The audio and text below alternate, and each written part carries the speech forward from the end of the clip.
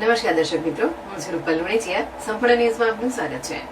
પાલનપુર નગરપાલિકા ખાતે નવીન સબવાહિનીનું પૂર્વ રાજ્યસભાના સાંસદ અને પાલનપુર ધારાસભ્યના હસ્તે લોકાર્પણ કરવામાં આવ્યું હતું, જેમાં મોટી સંખ્યામાં નગરપાલિકાના પદાધિકારીઓ અધિકારીઓ ઉપસ્થિત રહ્યા હતા.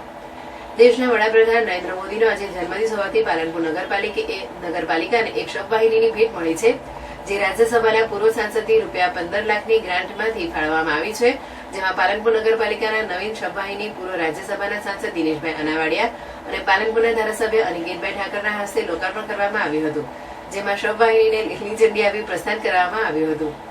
દિનેશભાઈ અનાવાડિયા જ્યારે રાજ્યસભાના સાંસદ હતા તે વખતે કાર્યકરો દ્વારા સબવાહિનીની માંગણી કરવામાં આવી હતી, જેથી તેમની માંગણી અને લાગણીને ધ્યાને લઈ પાલનપુર નગરપાલિકાને સબવાહિની ફાળવવામાં આવી હતી, જેનું આજે લોકાર્પણ કરવામાં આવ્યું હતું. આ પ્રસંગે પાલનપુર નગરપાલિકાના પ્રમુખ ધીમલા સોલંકી, ઉપપ્રમુખ નાગજીભાઈ દેસાઈ, શહેર ભાજપ પ્રમુખ દલપતભાઈ બારોટ, નગરપાલિકા ઓફિસર સુપ્રિન્ટેન્ડન્ટ સંજયભાઈ વ્યાસ સહિત નગરપાલિકાના પદાધિકારીઓ અને અધિકારીઓ તથા કર્મચારીઓ મોટી સંખ્યામાં ઉપસ્થિત રહ્યા હતા. આજરોજ પાલનપુર મુકામે પાલનપુરના લોકપ્રિય ધારાસભ્ય શ્રી અનિકેતભાઈ ઠાકર, નગરપાલિકાના પ્રમુખ શ્રી ચિમનભાઈ સોલંકી તથા અમારા ભારતીય જનતા પાર્ટીના તમામ હોદ્દેદારો, પદાધિકારીઓ અને કાર્યકર્તાઓ તથા નગરપાલિકાના તમામ સદસ્યોની હાજરીમાં આજે એક સબવાહિનીનું લોકાર્પણ કરવામાં આવ્યું. હું જ્યારે રાજ્યસભામાં સંસદ સભ્ય તરીકે મારી જવાબદારી ચાલુ હતી ત્યારે પાલનપુરના ધારાસભ્ય શ્રી અનિકેતભાઈ અને ભારતીય જનતા પાર્ટીના અમારા કાર્યકર્તાઓની એક લાગણી અને માગણી હતી કે અમારા પાલનપુરમાં એક સબવાહિની આપની ગ્રાન્ટમાંથી આપો, એવી બધાએ મને રજૂઆત કરેલી અને મેં તરત જ એમને કહ્યું કે ભાઈ ચોક્કસ હું આપીશ.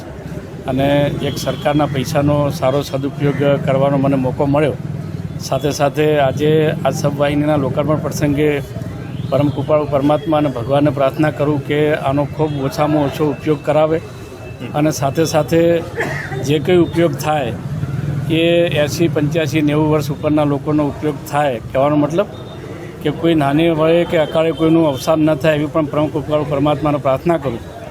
અને અહીંયા નગરપાલિકાના પ્રમુખશ્રી અને એમના સ્ટાફ મિત્રોને પણ વિનંતી કરું છું કે આ તમારા કબજામાં એનો વહીવટ થશે તો ગમે ત્યારે પણ નાનામાં નાનો છેવાડે બેઠેલો વ્યક્તિ પણ જ્યારે ફોન કરે તો ગરીબમાં ગરીબ વ્યક્તિને આ સેવાનો લાભ મળે એવી વ્યવસ્થા આપ ગોઠવજો. અને મને ચોક્કસ વિશ્વાસ છે મારા નગરપાલિકાના પ્રમુખશ્રી અને આખી ટીમ પર અને ધારાસભ્યશ્રી ઉપર કે આનો ઉપયોગ પણ તમામ જાતિઓ માટે, તમામ એટલે કે બધા જ સમાજો માટે એનો ઉપયોગ થશે એવી અપેક્ષા સાથે ફરીથી ભગવાનને પ્રાર્થના કરું કે આનો ખૂબ ઓછો ઉપયોગ થાય એવી પરમ કૃપાળુ પરમાત્માની પ્રાર્થના.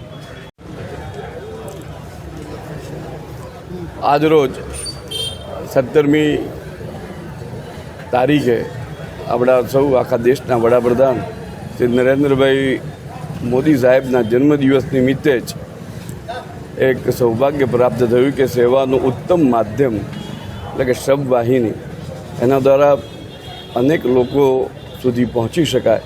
એમની અંતિમ સમયની જે તકલીફ છે એ આપણે દૂર કરી શકીએ એવી સબવાહિની અમારા રાજ્યસભાના પૂર્વ સાંસદ આદરણીય શ્રી દિનેશભાઈ અનાવાડિયાજીની ગ્રાન્ટમાંથી અમે એક જ વાર કીધું ને એમને નગરપાલિકાને એમની 15 લાખની ગ્રાન્ટ આપીને એમાંથી આજે લોકાર્પણ કરવાનો જે મોકો મળ્યો છે.